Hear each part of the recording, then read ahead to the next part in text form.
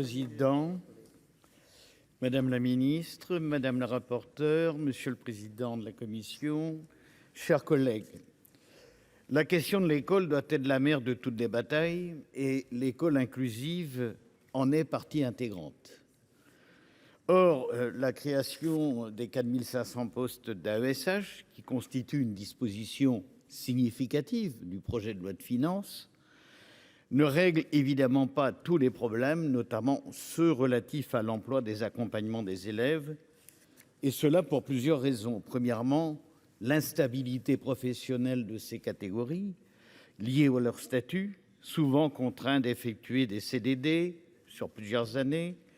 Deuxièmement, leur rémunération.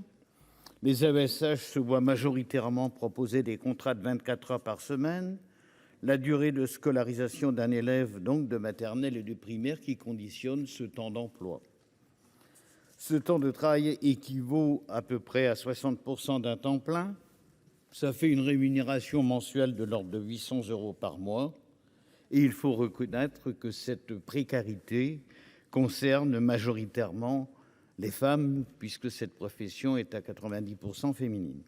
Enfin, je pointerai aussi le manque de formation. Il est vrai qu'avec 60 heures par semaine, il est compliqué de pouvoir exercer pleinement, je dirais, la compétence professionnelle qui est attendue de ces catégories.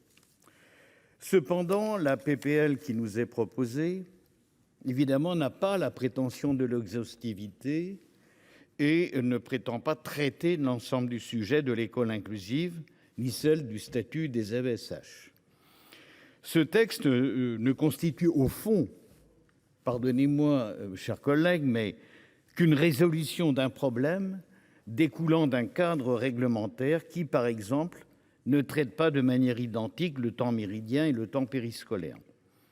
Désormais, les AESH seront donc en nombre, et vous avez bien voulu le rappeler, Madame la Ministre, la deuxième catégorie au fond en nombre de l'éducation nationale, après les enseignants. Aujourd'hui, toutes les catégories de collectivités, les communes, les catégories AESH elles-mêmes étaient en attente et sont toujours en attente de clarification et d'élaboration d'un cadre général cohérent. Et nous ne parviendrons pas à un règlement positif du problème par, passez-moi l'expression, des bricolages successifs. Nous avons les classes ULIS, dont le cadre de compétences se trouve exclusivement placé sous l'autorité de la commune qui abrite la classe. Mais il ne demeure pas moins que cette classe accueille des élèves des communes voisines parfois.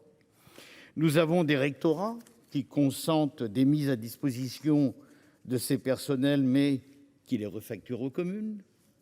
Nous avons un vide juridique pour les établissements privés sous contrat, cela a été rappelé à l'instant. Donc le texte qui nous est proposé constitue un moyen simple, clair, de régler la situation confuse en mettant l'État en situation donc de prendre en charge ce temps méridien pour les AESH. Cela étant, ce texte doit être la première étape d'un débat de fond sur la question. Notre groupe politique, et grâce au travail notamment de ma collègue Michelle Gréaume, est allé un peu plus loin que cette proposition dans le travail d'exploration qu'elle a bien voulu conduire. Il faudra également régler la question du statut des AESH qui aspirent à être intégrés dans la catégorie B de la fonction publique. Mais en l'état, nous considérons que ce texte constitue une disposition concrète, simple, pour résoudre un problème concret, et c'est la raison pour laquelle nous le voterons. Merci.